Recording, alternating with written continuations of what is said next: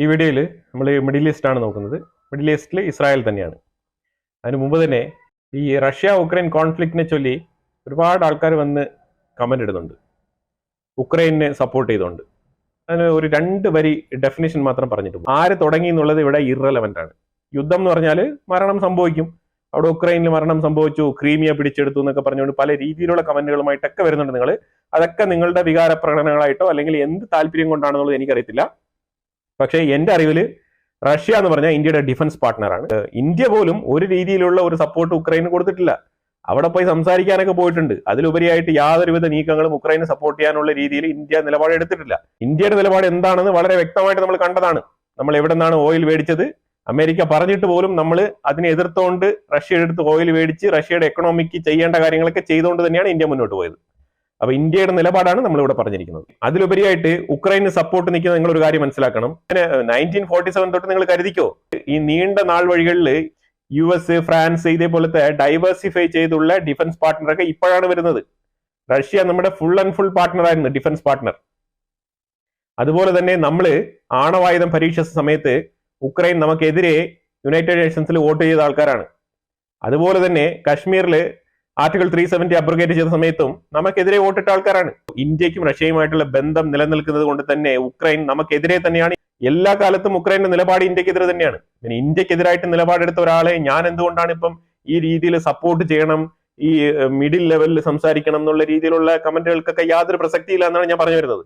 കാര്യം വേറൊന്നുമില്ല. ഇന്ത്യയിൽ ഇന്ത്യക്കാരനായിട്ട് താമസിക്കുന്ന ഓരോരുത്തരുടെയും രക്ഷയ്ക്ക് ഓക്കെ, എന്റെ കയ്യിൽ കോടിക്കണക്കിന് പൈസയുണ്ട്, ഞാൻ കൊടുക്കാൻ തയ്യാറാണ്, ആരും ആയുധം തരുന്നില്ല, നിങ്ങൾ എന്ത് ചെയ്യും? ഇതേപോലത്തെ സിറ്റുവേഷൻ ഇന്ത്യക്ക് ഉണ്ടായിട്ടുണ്ട്. നമ്മൾ പൈസ കൊടുക്കത്തില്ല എന്ന് പറഞ്ഞിട്ടല്ലല്ലോ നമുക്ക് ആയുധം തരാത്തത്. ഇന്ത്യയുടെ എതിർചേരിയിൽ നിന്ന് ഇന്ത്യക്കെതിരെ പെരുമാറിക്കൊണ്ടിരുന്ന ആൾക്കാരെ സപ്പോർട്ട് ചെയ്യുന്ന പിന്തുണയ്ക്കുന്ന നിലപാടാണ് ഉക്രൈൻ ഉണ്ടായിരുന്നത്. ക്രീമിയായി പിടിച്ചെടുത്തു എന്ന് പറഞ്ഞിട്ട് കുറെ വാദങ്ങളുമായിട്ട് വരുന്നുണ്ട്. ക്രീമിയായി പിടിച്ചെടുത്ത നമുക്ക് എന്താണ്? ക്രീമിയായി പിടിച്ചെടുത്തത് കൊണ്ട് ഇവിടെ ഇന്ത്യക്കും ഇന്ത്യൻ സെക്യൂരിറ്റിക്കും ഇന്ത്യയുടെ നാഷണൽ സെക്യൂരിറ്റിക്കൊക്കെ എന്തെങ്കിലും ത്രെട്ട് ഉണ്ടോ? ഉക്രൈനൊക്കെ റഷ്യയുടെ ഭാഗമായിട്ടിരുന്ന രാജ്യങ്ങൾ തന്നെയാണ്. അതൊരു സുപ്രഭാതത്തിൽ പിരിഞ്ഞുപോയി, സംഭവം ഓക്കെ. പക്ഷേ റഷ്യക്ക് ആ ബോർഡർ ഏരിയയിൽ കുറെ സ്ഥലങ്ങൾ ഓൾറെഡി താല്പര്യമുണ്ടായിരുന്നു. ക്രീമിയയുടെ മേളിലൊക്കെ റഷ്യക്ക് അവകാശവാദം ഉണ്ടായിരുന്നത് തന്നെയാണ്. അതാരും ഇവിടെ ഡിനൈ ചെയ്യുന്നില്ല. അതൊരു അവസരം വരുമ്പോഴത്തേക്കും പിടിച്ചെടുക്കും. ഇപ്പൊ നമുക്ക് POKയിൽ ഒരു അവസരം കിട്ടിക്കഴിഞ്ഞാൽ നമ്മൾ അത് എടുക്കത്തില്ലേ? അപ്പൊ ഇത് കാര്യങ്ങൾ ഈ രീതിയിൽ വേണം കാണാൻ. വളരെ നേരോ ആയിട്ട് ഇങ്ങനെ മേൽഭാഗത്ത് മാത്രം കണ്ടിട്ട് അഭിപ്രായം പറഞ്ഞു പോകരുത്. ഒരുപാട് കാര്യങ്ങളുണ്ട്. ഇന്ന് ISRO ഒക്കെ നമ്മൾ ക്രയോജനിക് എഞ്ചിനിലൊക്കെ ഇത്രമാത്രം മുന്നോട്ട് വന്നിട്ടുണ്ടെങ്കിൽ റഷ്യയുടെ കോൺട്രിബ്യൂഷൻ വളരെ വലുതാണ്. ഇതൊന്നും ഇഗ്നോർ ചെയ്തുകൊണ്ട് നമ്മൾ പെട്ടെന്നൊരു സുപ്രഭാതത്തിൽ ഉക്രൈൻ എന്ന് പറഞ്ഞുകൊണ്ട് പോകാനൊന്നും പറ്റത്തില്ല. പിന്നെ ഞാൻ വാർത്ത പറയുമ്പോഴത്തേക്കും അത് ജെന്യൂൻ ആയിട്ട് തന്നെയാണ് നടന്ന സംഭവങ്ങളാണ് പറയുന്നത്. പിന്നെ അതിൽ ആർക്കെങ്കിലും ബുദ്ധിമുട്ടുണ്ടെങ്കിലും ഒന്നും ചെയ്യാൻ പറ്റത്തില്ല. ഓക്കെ, നമ്മുടെ ഇന്ത്യയുടെ നിലപാട് എന്താണോ അതാണ് നമ്മൾ പറഞ്ഞിരിക്കുന്നത് വാർത്തയിൽ. മനസ്സിലായല്ലോ?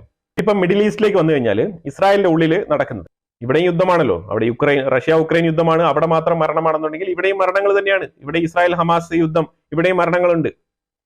അപ്പൊ അതുപോലെ ഇസ്രായേലിൽ ഇന്ന് ആ ബന്ദിമോചനം നടത്തിയതിന്റെ ഭാഗമായിട്ട് ഒരു ബോഡി അൺഐഡന്റിഫൈഡ് ആയിട്ട് പാലസ്തീനിയൻ ലേഡിയുടെ ഒരു മൃതശരീരമാണ് അവർ ഇവിടെ കൊടുത്തുവിട്ടതായിട്ട് മനസ്സിലാക്കിയിരിക്കുന്നത്. അതുകൊണ്ട് ഈ ഒരു വിഷയം വലിയ തോതിൽ ഇസ്രായേലിന്റെ ഉള്ളിൽ ചർച്ച ചെയ്യപ്പെടുന്നുണ്ട്.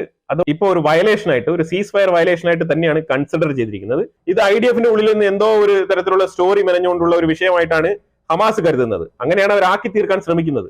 പക്ഷേ അവർക്ക് അവരുടേതായിട്ടുള്ള മീഡിയാസ് ഉണ്ട്. അപ്പൊ ആ രീതിയിൽ അവർ ആക്കി തീർക്കാൻ ശ്രമിക്കും. പക്ഷെ ഇത് ഇവിടെ വളരെ വ്യക്തമാണ്. കാരണം യർദേൻ ബിബാസ് എന്ന് പറഞ്ഞ ആ ഒരു ഹസ്ബൻഡ് ആയിട്ടുള്ള ആൾ ജീവിച്ചിരിപ്പുണ്ട്. അപ്പൊ അയാൾക്ക് വളരെ വ്യക്തമാണ്, അയാൾക്ക് വേണ്ടത് അയാളുടെ വൈഫിന്റെ ബോഡിയാണ്. ഏതോ ഒരു പാലസ്തീൻ ലേഡിയുടെ ബോഡി അല്ല പിന്നെ യർദേൻ ബിബാസിന് വേണ്ടത്. അപ്പൊ അതുകൊണ്ട് ഇവിടെ കാര്യങ്ങൾ വളരെ വ്യക്തമാണ്. ഹമാസ് പറയുന്ന പോലെ IDFന്റെ ഉള്ളിൽ ഒരു രീതിയിലുള്ള തിരിമറിയില്ല. ഇനിയിപ്പോ അത് ഹമാസിന്റെ റെസ്പോൺസിബിലിറ്റിയാണ്. എന്താണ് അവർ ചെയ്യാൻ പോകുന്നത് നമുക്കറിയത്തില്ല.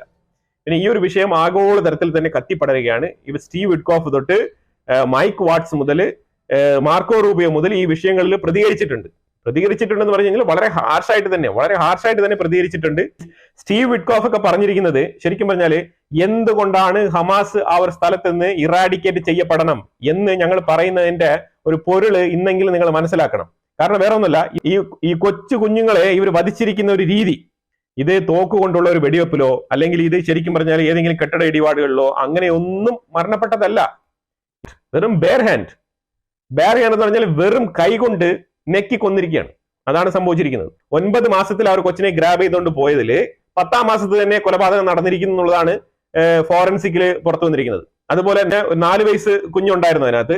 അതിന് 4 വയസ്സിൽ തന്നെയാണ് അവർ കൊണ്ടുപോയത്. ആ 4 വയസ്സ് ജസ്റ്റ് കുറച്ച് ദിവസങ്ങളും കൂടെ ആയപ്പോഴത്തേക്കാണ് ആ കുഞ്ഞിനെയും കൂടെ കൊലപ്പെടുത്തിയിരിക്കുന്നത്. കൈ വെച്ച് നെക്കിയതിന്റെ അടയാളങ്ങൾ ആ കുഞ്ഞുങ്ങളുടെ ശരീരത്തിൽ കഴുത്തിന്റെ ഭാഗങ്ങളിലൊക്കെ ഉണ്ടെന്നാണ് ഫോറൻസിക് റിപ്പോർട്ട് പുറത്തു വന്നുകൊണ്ടിരിക്കുന്നത്. ഇസ്രായേലിന്റെ ഉള്ളിൽ ഇന്നലെ രാത്രി ഒരു ബസ് പൊട്ടിത്തെറിക്കുകയുണ്ടായി. ബസ്സിൽ ബോംബ് വെച്ചിട്ടാണ് പൊട്ടിത്തെറിച്ചത്. അപ്പൊ ഈ ബസ്സിൽ വെച്ചത് ശരിക്കും പറഞ്ഞാൽ ഈ ഒരു പാസഞ്ചർ പോകാൻ നേരത്ത് കൃത്യമായിട്ട് അത് പൊട്ടിത്തെറിക്കാൻ വേണ്ടിയാണ് വെച്ചത്. പക്ഷെ എന്തുകൊണ്ടോ ടൈം ലൈൻ ചേഞ്ച് ആയി ആ രീതിയിലാണ് വാർത്തകൾ പുറത്തു വരുന്നത്. അൺടൈമിലാണ് അത് പൊട്ടിത്തെറിച്ചത്. പ്രാഥമികമായിട്ട് ഇറാന് ഇതിൽ പങ്കുണ്ടെന്നാണ് വാർത്തകൾ പുറത്തു വരുന്നത്. അപ്പൊ അതിനെ ചൊല്ലി ഇന്ന് വെസ്റ്റ് ബാങ്കിന്റെ ഉള്ളിൽ നല്ല രീതിയിലുള്ള ആക്രമണം ഇസ്രായേൽ നടത്തുന്നുണ്ടെന്നുള്ളതാണ് മനസ്സിലാക്കാൻ പറ്റുന്നത്. അതുപോലെ തന്നെ Benjamin Netanyahu west bank visit ചെയ്തിട്ടുണ്ടായിരുന്നു. അവിടെ ചെന്ന് ഈ ഒരു IDF സോൾജേഴ്സിനെ കണ്ടിട്ടുണ്ടായിരുന്നു. കണ്ട് കാര്യങ്ങളൊക്കെ വിലയിരുത്തിയിട്ടാണ് ഇന്ന് മടങ്ങിയത്. അതുപോലെ തന്നെ പിന്നെ വെസ്റ്റ് ബാങ്കിന്റെ ഉള്ളിൽ കുറെ നാൾ കൊണ്ട് അവിടെ ഓപ്പറേഷൻസ് നല്ല രീതിയിൽ മുന്നോട്ട് പോവാണ്. അപ്പൊ ഇന്ന് കുറച്ചുകൂടെ ശക്തമായ രീതിയിലുള്ള തെരച്ചിലും അതുപോലെ ഹമാസ് ഭീകരരെ നല്ല രീതിയിലുള്ള സെർച്ചിങ്ങും അറ്റാക്കിംഗ്, അതുപോലെ തന്നെ വെസ്റ്റ് ബാങ്കിന്റെ ഉള്ളിൽ നിന്ന് ഇന്ന് കുറെ തീവ്രവാദികളെ അറസ്റ്റ് ചെയ്തിട്ടുണ്ട്. ഏതാണ്ട് 90 തീവ്രവാദികളെ ഇന്ന് അറസ്റ്റ് ചെയ്തിട്ടുണ്ട്. അറസ്റ്റ് ചെയ്തുകൊണ്ട് ജയിലിൽ അടക്കിയാണ്. 90 പേരും തന്നെ തീവ്രവാദികളാണെന്നാണ് പറയുന്നത്. ഐഡന്റിഫൈഡ് തീവ്രവാദികൾ എന്നാണ് പറയുന്നത്. ട്രംപിന്റെ ഓഫീസിൽ നിന്ന് പറഞ്ഞിരിക്കുന്നത് ഈ ക്രൂരമായ പൈശാചികമായ ഈ ഒരു ഹമാസിന്റെ ഒരു ഇടപെടൽ നിങ്ങൾ കണ്ടോ, എങ്ങനെയാണ് അവർ പെരുമാറുന്നത്.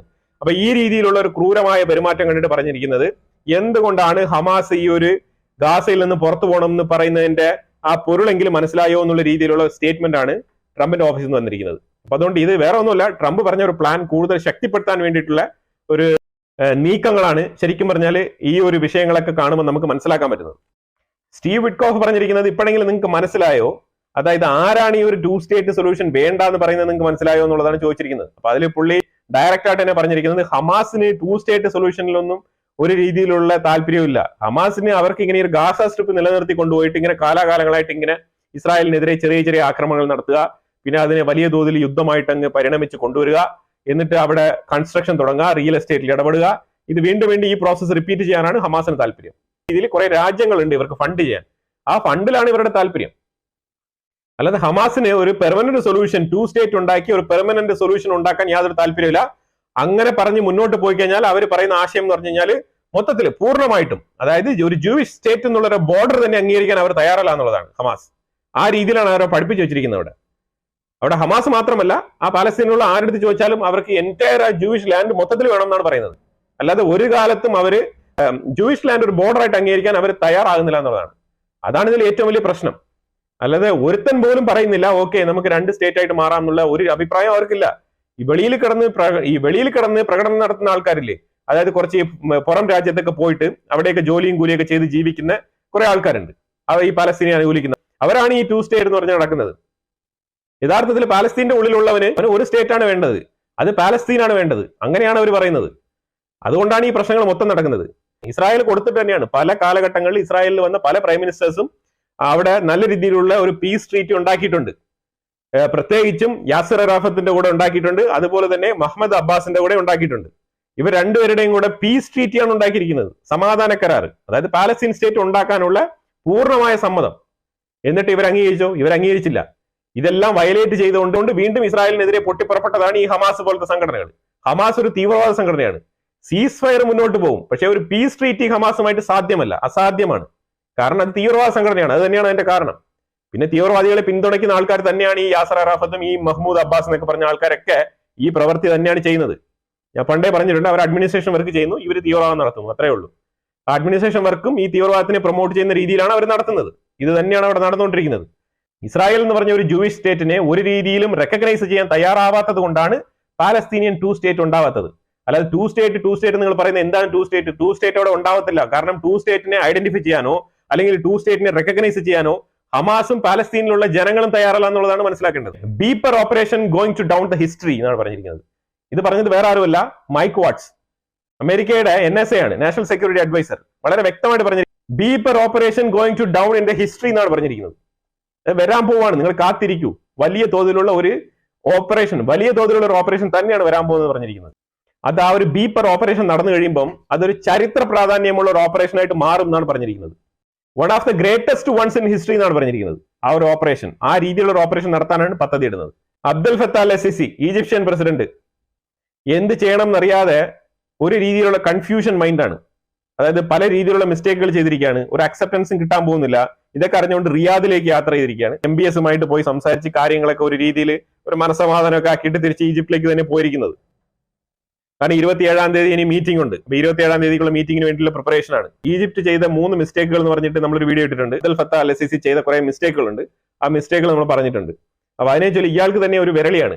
MBS കുറച്ച് ആശ്വസിപ്പിച്ച് സമാധാനമൊക്കെ പറഞ്ഞ് അയച്ചിട്ടുണ്ട്. കാരണം MBSനാണല്ലോ ട്രംപിനടുത്ത് കുറച്ചെങ്കിലും ഒരു റിലേഷൻഷിപ്പ് ഉള്ളത്. അപ്പൊ അതുകൊണ്ട് MBSനെ കാണാൻ വേണ്ടി പോയതാണ്. MBSനെ കണ്ട് കാര്യങ്ങളൊക്കെ ധരിപ്പിച്ചിട്ടുണ്ട്. എങ്ങനെയും ഒന്ന് US സംസാരിച്ച് ഒരു നയപരമായിട്ടുള്ള നീക്കം നടത്തണം. എടുത്ത നിലപാടുകളെല്ലാം അമേരിക്കയ്ക്ക് എതിരായി. ഇനിയിപ്പോ എന്താവും എന്നറിയാത്ത ടെൻഷനിലാണ് അബ്ദുൽ ഫത്താഹ് അൽ സിസി.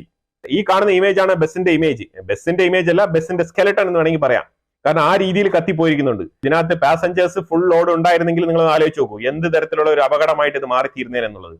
അപ്പൊ ഈ രീതിയിലുള്ള തീവ്രവാദപരമായിട്ടുള്ള ആക്രമണങ്ങൾ നടത്താനാണ് അവിടെ ഹമാസ് പോലത്തെ ആൾക്കാർ ഇത് ശ്രമിച്ചുകൊണ്ടിരിക്കുന്നത്. കാരണം ഇപ്പൊ തുറന്നുവിട്ട തീവ്രവാദികളെല്ലാം തന്നെയും ഇതുപോലത്തെ ആക്രമണങ്ങൾ നടത്തി ഇതുപോലത്തെ ഓപ്പറേഷൻസിൽ അറസ്റ്റ് ചെയ്യപ്പെട്ട് ജയിലിൽ അടയ്ക്കപ്പെട്ടിരുന്ന ആൾക്കാരെയാണ് ഇപ്പൊ തുറന്നുവിട്ടിരിക്കുന്നത്. അപ്പൊ അവന്മാർ വീണ്ടും ഇതേപോലത്തെ പ്രവർത്തികൾ തുടങ്ങിയിരിക്കുകയാണ്. അപ്പൊ ഇത് തീർച്ചയായിട്ടും തുറന്നുവിട്ടവന്മാരെ എല്ലാം ഒന്നും വിടാതെ പിടിച്ച് അകത്തിടേണ്ട ഒരു സാഹചര്യമാണ് ഇപ്പോൾ ഉണ്ടായിരിക്കുന്നത്. ഈ ഒരു പിക്ചർ കണ്ടല്ലോ, നെതന്യാഹു ഹോൾഡ് ചെയ്തിരിക്കുന്ന ഒരു പിക്ചറാണ്. ഇതിൽ പുള്ളി പറയുന്ന ഒന്നുമില്ല, ഇതിന് ഹമാസ് ഇതിനുള്ള വില കൊടുത്തേ പറ്റൂ എന്നാണ് പറഞ്ഞിരിക്കുന്നത്. അതായത് ഈ ഒരു ലേഡിയുടെ ഡെഡ് ബോഡി കൊടുക്കാത്തതിനും അതുപോലെ ഈ ഒരു കുട്ടികളോട് കാണിച്ച ഈ ഒരു ക്രൂരത, ഇതിനും ഹമാസ് തക്കതായിട്ടുള്ള വില കൊടുക്കേണ്ടി വരും എന്നാണ് പുള്ളി പറഞ്ഞിട്ടാണ് ഈ ഒരു ഇമേജ് ഹോൾഡ് ചെയ്ത് കാണിച്ചിരിക്കുന്നത്. ഇതിനകത്ത് ഇന്ന് റോൺ ഡെർമർ എന്ന് പറഞ്ഞുകൊണ്ടിരിക്കുന്നത് സെക്കൻഡ് ഫേസ് സീസ്ഫയർ ഡീല് വളരെ വളരെ ഡിഫിക്കൽട്ട് ആണെന്നാണ് പറയുന്നത്. കാരണം ചർച്ച ഒരു രീതിയിലും പുരോഗമിക്കുന്നില്ല. കാര്യം വേറെ ഒന്നുമില്ല, അവിടെയും ഇവിടെയുള്ള നെഗോസിയേഷന് പോകുമ്പോഴത്തേക്കും ഭയങ്കര ടൈറ്റ് ആണ്. കാരണം ഇസ്രായേലിന്റെ ഭാഗത്ത് ഇനിയിപ്പോ എന്താണ് ഫുൾ IDF വിഡ്രോവൽ. അപ്പൊ IDF വിഡ്രോവൽ ചെയ്യണം എന്നുണ്ടെങ്കിൽ ഇസ്രായേൽ ചില നിർബന്ധമായിട്ടുള്ള ചില കാര്യങ്ങളൊക്കെ അങ്ങോട്ട് ആവശ്യപ്പെടും. അപ്പൊ ഈ ഒരു ബാക്കിയുള്ള ബന്ദികൾ എത്ര പേര് ജീവിച്ചിരിപ്പുണ്ടെന്ന് അറിയത്തില്ല. അപ്പൊ അതുകൊണ്ട് തന്നെ മൊത്തത്തില് ഏത് രീതിയിലാണ് സെക്കൻഡ് ഫേസ് സീസ്ഫയർ ഡീലിലേക്ക് ഒന്ന് ഒത്തുതീർപ്പാക്കി കൊണ്ടുവരിക എന്നുള്ളതിൽ വളരെ ചാലഞ്ച് ഫേസ് ചെയ്യുന്നതായിട്ടാണ് റോൺ ഡെർമർ വെളിപ്പെടുത്തിയിരിക്കുന്നത്. പെർമനന്റ് സീസ്ഫയർ ആണ് ഹമാസ് ചോദിക്കുന്നത്. എന്നാൽ ഞങ്ങൾക്ക് ഫുൾ ബന്ദികളെയും വിടാമെന്നാണ് പറയുന്നത്. അതായത് ഇനി നെഗോഷിയേറ്റ് ചെയ്യാൻ വളരെ നാരോ ഏരിയാസേ ഉള്ളൂ. അതാണ് ഇപ്പൊ ഇതിനകത്തുള്ള പ്രശ്നം. സ്റ്റീവ് വിറ്റ്കോഫ് പറഞ്ഞിരിക്കുന്നത് നമ്മൾ വളരെ പ്രയാസപ്പെട്ട് തന്നെയാണ് ശ്രമിച്ചുകൊണ്ടിരിക്കുന്നത്. ഒരു രീതിയിലുള്ള വിശ്വാസവും ഇല്ല ഈ ഒരു സീസ്ഫയർ ഡീല് സെക്കൻഡ് ഫേസിലേക്ക് പോകും എന്നുള്ളതിൽ. പക്ഷേ സ്റ്റിൽ വി ആർ ട്രൈങ്, ഞങ്ങൾ ശ്രമിക്കുന്നുണ്ട്, ഞങ്ങളുടെ ലെവൽ ബെസ്റ്റ് ശ്രമിക്കും. പിന്നെ വരുന്നത് നമുക്ക് വരുന്ന സ്ഥലത്ത് കാണാനാണ് പറഞ്ഞിരിക്കുന്നത്. ഇന്ന് 6 ബന്ദികളെ റിലീസ് ചെയ്യുന്നുണ്ട്. ആ 6 പേരുടെ പിക്ചറാണ് ഞാനിവിടെ കാണിച്ചിരിക്കുന്നത്. 6 പേരും ആണുങ്ങളാണ്. ഇവരിനിപ്പോ വെളിയിൽ വരുമ്പോൾ നമുക്കറിയാം എന്ത് കോലത്തിൽ ഇവർ വരും എന്നുള്ളത് അനുസരിച്ചിരിക്കുന്ന ബാക്കി കാര്യങ്ങൾ. കാരണം ഈ ഒരു ബന്ദികളുടെ കൈമാറ്റം ഡിലേ ആകുന്ന അനുസരിച്ച് കാര്യങ്ങൾ വഷളാകുന്ന ഒരു ഏർപ്പാടാണ് ഇപ്പൊ നമുക്ക് കാണാൻ കഴിയുന്നത്. കാരണം ഇവരുടെ ഹെൽത്തുമായിട്ട് ബന്ധപ്പെട്ട് ഇവരുടെ ഒരു ലുക്ക്, അപ്പിയറൻസ്, ഇവർ ഏത് രീതിയിലാണ് ഇവരെ കടത്തപ്പെട്ടത്, ഏത് രീതിയിലാണ്, ഏത് ഹെൽത്ത് കണ്ടീഷനിലാണ് ഇപ്പൊ ഇവർ പുറത്തു വരുന്നത്, ഇതെല്ലാം തന്നെ ചോദ്യചിഹ്നമാണ്. അത് തന്നെയാണ് ഏറ്റവും വലിയ ചാലഞ്ച് ആയിട്ട് ഹമാസിനും ആയി തീർന്നിരിക്കുന്നത്. കാരണം ഓരോ തവണ ഈ റിലീസ് നടക്കുമ്പോൾ അവർക്ക് ഹെൽത്തി ആയിട്ടുള്ള ആൾക്കാരായിട്ട് ഒരു അപ്പിയറൻസ് തോന്നിച്ച് വിടേണ്ട ഒരു അവസ്ഥയിൽ ഇപ്പൊ ഹമാസ് എത്തിപ്പെട്ടിരിക്കുകയാണ്. ഇല്ലാന്നുണ്ടെങ്കിൽ അവർക്ക് വിമർശനങ്ങൾ വരുന്നുണ്ട്, ഗ്ലോബലി തന്നെ വരുന്നുണ്ട്. കാരണം അവർ തന്നെയാണ് ഈ ഷോ നടത്തുന്നത്. ഈ ഷോ നടത്തുന്നത് തന്നെ വളരെ ഫിൽട്ടേഡ് ആയിട്ട് അവർക്ക് വേണ്ട ഇമേജും വേണ്ട വീഡിയോസ് മാത്രമാണ് അവർ എയർ ചെയ്യുന്നതായിട്ടുള്ള വാർത്തകളാണ് പുറത്തു വരുന്നത്.